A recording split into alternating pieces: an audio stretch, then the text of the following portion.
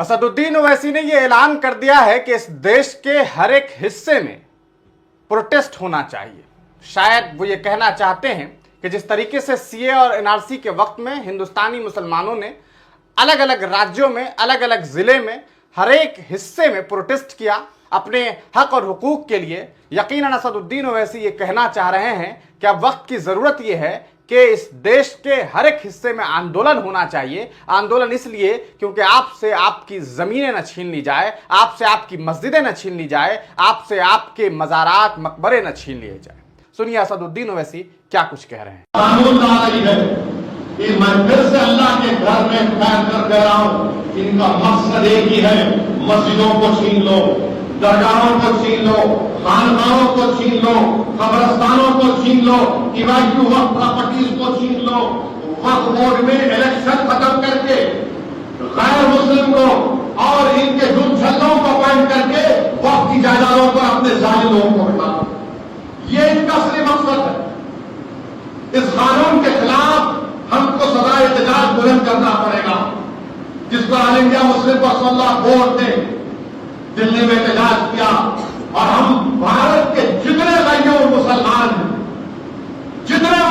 ہیں آج تھوڑے ہوں گے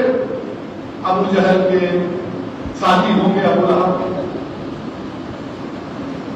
تمام نے اس کو ریجیکٹ کیا اس بل، اور ان کی کوشش یہ ہے، سننے میں آ رہا ہے کہ عید کے بعد پارلیمنٹ میں اس بل کو لایا جائے گا۔ ہم اللہ سے دعا کرتے ہیں کہ اللہ جو جائیداد کا مالک تو ہے، یہ ظالم حکومت ان وقت کی جائیدادوں کو برباد کرنا چاہتی ہے۔ ہم اللہ سے بھیک مانگتے ہیں کہ پروردگار اس قانون کو بننے سے رکوا دے۔ اور میرے عزیز دوستوں اور بزرگوں، یاد رکھیے ان لوگوں کو کہ جو وقت کا قانون بنا کر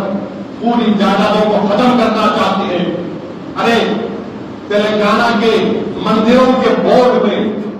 سکھوں کے بورڈ میں، عیسائیوں کے مذہبی بورڈ میں انہی کا مذہب تک ہو سکتا ہے، تو ہمارے وقت بورڈ میں کس بنیاد پر آپ آ کر غیر مسلم کو بٹھائیں گے؟ کس بنیاد پر بٹھائیں گے؟ یہ میرا مذہبی مسئلہ ہے وقت بورڈ، مگر باڈی بورڈ نہیں ہم بٹھائیں گے۔ مقصد ایک ہی ہے کہ جائیدادوں کو چھین لیا جائے۔ ہماری کمیٹیوں میں آ کر بیٹھیں گے، یہ کریں گے، تماشا کریں گے پورا۔ وقفہ یوزر اس طرح کروائیں گے، کوئی بھی ڈسپیوٹ کریٹ کر دے،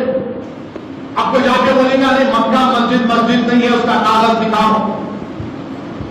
تو بولیں گے نہیں ہم تو امینڈمنٹ یہ کر رہے ہیں کہ ڈسپیوٹ اگر ہوگا، ڈسپیوٹ نہیں ہوگا تو وقفہ یوزر، ارے بابری مسجد رام مندر میں وقفہ یوزر کا سپریم کورٹ نے کہا وقفہ یوزر ہے،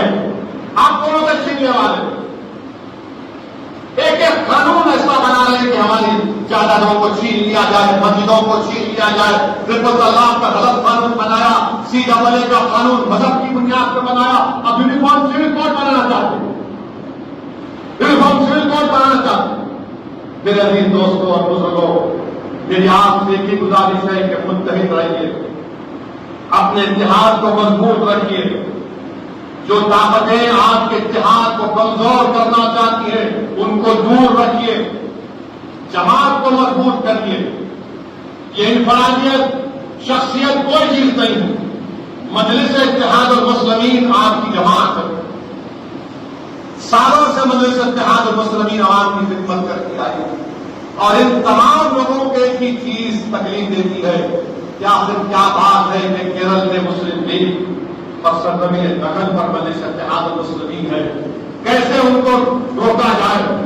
جس طرح ہمارے ملک کے دیگر ریاستوں میں ہم کو تکالیف کا سامنا کرنا پڑ رہا۔ ناگپور میں جو جھگڑا ہوا، جو آر ایس ایس کے لوگ چادر کو جلائے جس کو قرآن کریم کی آیت سے، ان کو پولیس اسٹیشن میں حضرت پولیس نے بھیج دی، اور 50 یا 60 بچے بھی جیل میں ہیں۔ اور چیف منسٹر بول رہے جو سازش کی ان کی خبر کھول دوں گا، ارے جو ڈرے فوٹو نہیں دکھ رہی آپ کو، آپ ہی کے بیان کی وجہ سے ہوا نا، آپ ہی کے شہر میں۔ میرے عزیز دوستوں اور بزرگوں، B J P R S S بول رہی نہیں ہم یہ تشدد صحیح نہیں ہے، اچھا پیچھے سے پورا کرنا، اللہ کے مولا نے پانی ڈال دیتے۔ عزیز دوستوں اور بزرگوں، اس ماہ مبارک کی آخری 10 دن میں آپ